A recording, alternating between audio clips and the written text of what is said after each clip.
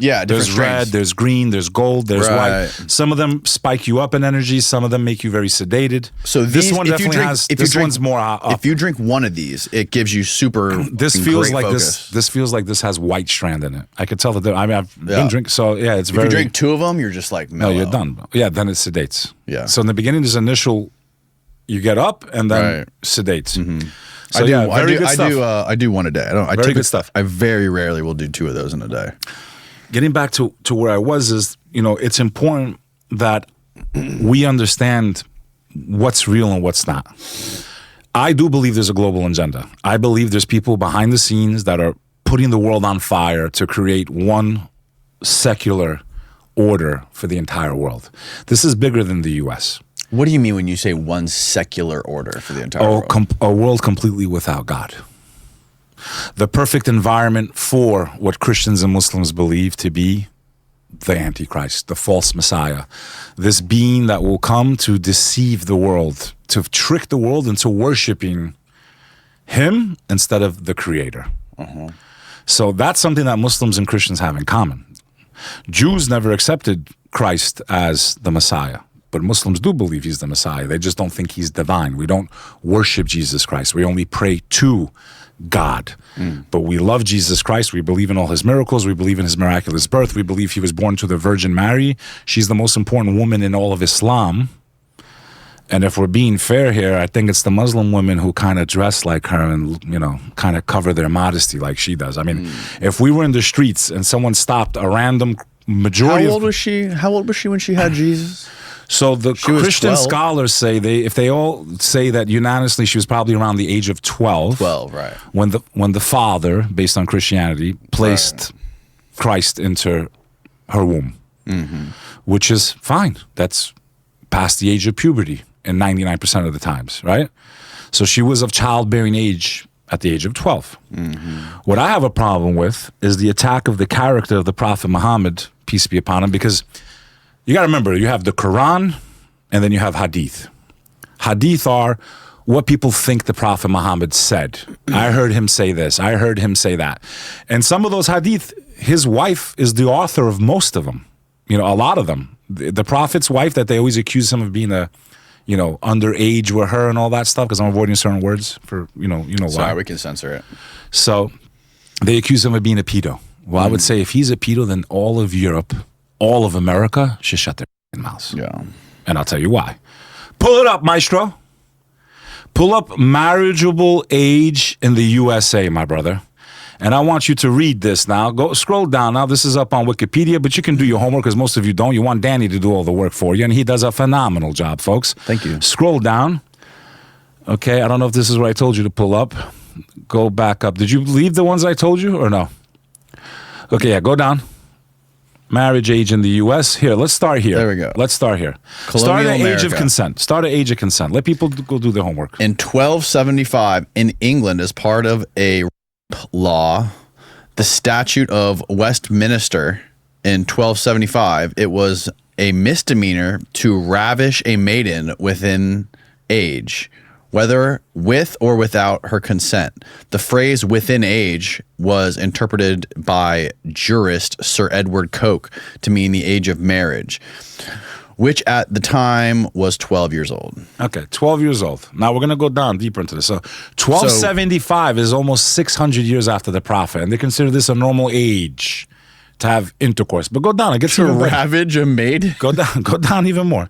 Start right there. Actually, go down a little more. Okay. Age of consent here in the U.S. Go down. In Delaware, the age of consent was 10. 10 at 1871. Now stop. Pause there for a second. 1871, Danny. 71. Okay. 1,300 years after the life of the Prophet, peace be upon him. And they said, no, that's too old. No, 10 is too old. We got to lower that to 7. I don't know if that's because it's Joe Biden's home state. I don't know. Almost 100 years after America became a thing. Okay. And they want to go now and try to prejudge. And not in context. So let me give the context. Wait. Until 1871 when it was lowered to 7 years. Yes, that's why it's Joe Biden's home state, bro. What? Delaware, man. That's a lot of great a lot of people's home state. A lot of politicians. Let's zoom out, maestro. Continue down. 37 states, 1880. We're talking about 1,300 almost 1,300 years after the life of the Prophet Muhammad, 37 states set the age of consent at 10 years old.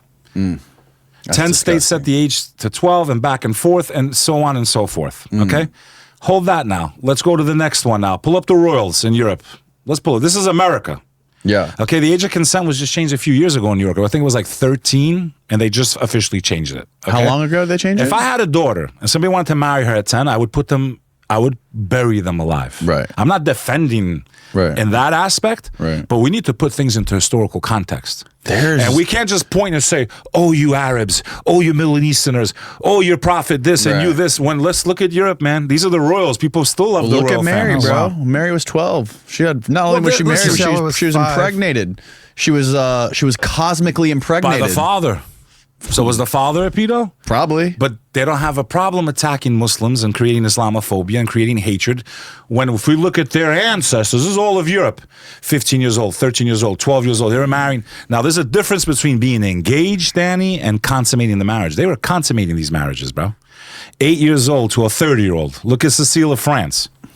Okay? Where's Cecile of France? Right there, 12th century. Oh, it's 12th century. Okay. 8 to 9 was married. Yeah, okay. All right, so look in the mirror. Yeah, it's the stuff's ubiquitous. Yes, the stuff's ubiquitous. Yes, because the rule of the world, up until about 100 years ago, really until feminism, right?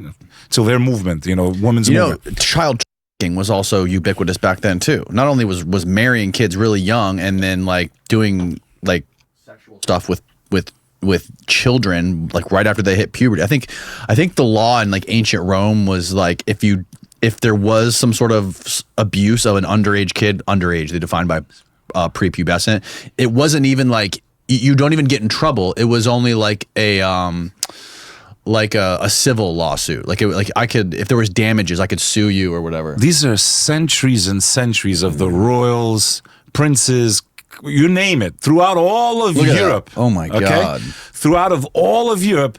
Yet most of the people that come from 8 or 9 Elizabeth of Cumin. Okay, a Christian background here in the U.S. Go look at your grandparents, your great-great-grandparents, man. They were pedos. Bro. They were pedos. And you guys want to attack what?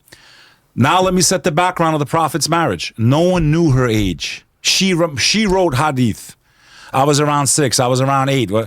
She didn't even know her own age. That's a fact. My grandmother, God rest her soul, born in Albania, they didn't keep documents. She didn't even know her own age, bro. That's a fact. I know Albanians that were engaged in the womb. They were engaged. Doesn't mean they consummated the marriage, but they were engaged. That's just the way the world was. Right. Families traded. You have a son, I have a daughter. That's how they kept ties. That's how they kept power. That's throughout the world. Sure. It still happens today. If we pull up Asia right now, same thing, but we don't have to. You guys go do your homework. So where am I going with all this? Yeah, where are you going with this? First of all, anyone that marries a 10-year-old today should be hung. Okay? I'm not saying it's right. But in context, the rule of the whole world was once a woman had her period, she was of the age she could bear children. That's just nature. They didn't keep track with records and this and that. Yes. The ancient Arabs, in what is known as the time of ignorance, before the Prophet Muhammad came, it's called Jalaliya, how they say in Arabic. I'm not Arab, but I know some words. It was the time of ignorance. These are a people that were burying their daughters alive. They had a rule, the ancient Arabs, before Islam came to them, that if they had a daughter before they had a son, they were not allowed to keep a daughter. They had to have a son first. So they would bury their, literally a couple of days old, they would go to the desert and bury that baby. Okay? If I'm not mistaken, you have what do you have kids-wise? 2 boys. Okay. So you would have been okay to have a girl now. But if you would have had 2 girls before a boy, you would have buried both of them alive. Literally days after they're born. This is before Islam came to them. Women were objects. They wouldn't have identified as males, so they'd be fine. But you know what I mean. Well, in today's world, they would have got away with it. No, I'm a girl. I'm a girl. I'm a boy. But so,